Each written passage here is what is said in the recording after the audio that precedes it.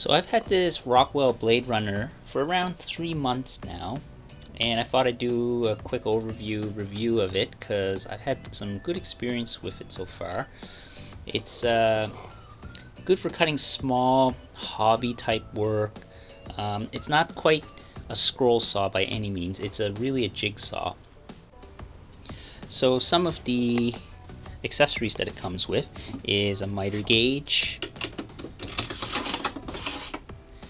so you can make some angle cuts. That can come in handy. It stores right here on the side, on the left hand side, and it just clips in. I'm not going to do that right now. It comes with a wall mounting kit. I don't have any need for it, but some of you out there, it might come in handy. I just use it on a tabletop. It comes with some nice rubber feet, nice, and it doesn't slip, it doesn't move, it doesn't, when it's going, it doesn't vibrate around. Has a dust port, so you can have a vacuum attachment to suck away the dust, which is handy. I don't have one, but what I find sometimes is when I'm cutting, the dust will build up and I usually have to blow it off as I can't see the line anymore.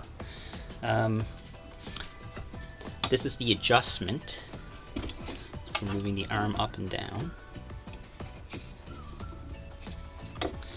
And then when you have a piece of material in the cut, you lower that down, you can tighten that up, and then this, kind of like a regular old school jigsaw, this tightens down on your workpiece, so it makes it nice and tight. So that way it eliminates vibration and you get much better cuts. Or I should say, it keeps the piece from moving. So for changing the blade, I'll see if I can do this because I'm holding the camera. You push down on this button and you pull over, and you see how the blade just kind of tilted over? I'll just remove that with one hand, I think. There. And it uses regular style T-shank jigsaw blades, which is really nice. They're really accessible. They can range anywhere from inexpensive to really high quality, and they're just it's just nice that they're available. Now the blades that it comes with aren't the best quality, but they're okay. But you can go out and spec your own blades, and you'll find some of your own favorite blades might work better for whatever you're cutting. So some of the blades that it comes with, I'm just going to put this back in here. Do this. Just fits in like that, and you let go, and it locks in, and then just lowers back down.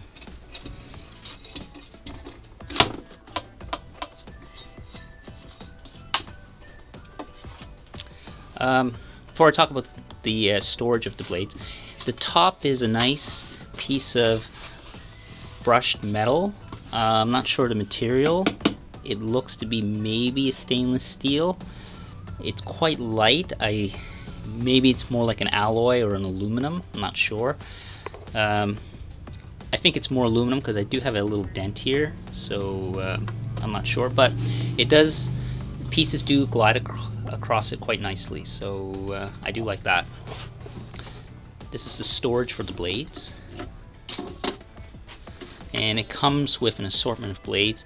I think there's like a tile blade, there's a wood blade, this is the blade holder, so you can change the blade, and it just kind of fits on top like that. So it just makes it easier to grasp the blade to pull it out. I never use it, but it did come with it. It comes with an Allen key used to attach this arm. This arm doesn't come attached when from the box, so you just have to attach it and put a blade in it, plug it in, and it's ready to go. So the setup was quite quick. I do really like that the blades are stored right here. That's really handy. I'll just leave that out for now. Down here is a port, or a little I guess it's where the shavings or your cuttings go. So you can just empty that every once in a while, depending on how much cutting you do. The on-off switch, it's nice, it's big, it's easy to flick on and off. It has a lock. You just pull out that way for some safety. Just put that back in. And then on the left hand side there's an adjustment for speed, so it goes from 1 all the way to 6. So I'll start it at 1, and you can kind of get an idea how fast it's going. You'll hear by the sound.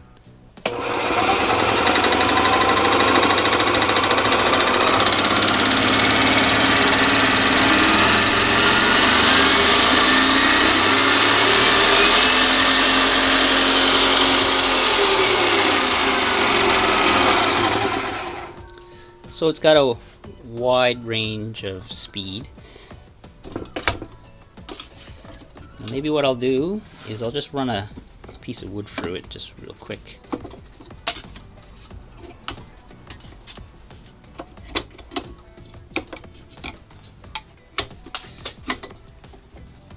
I'm doing this one-handed, not the safest, but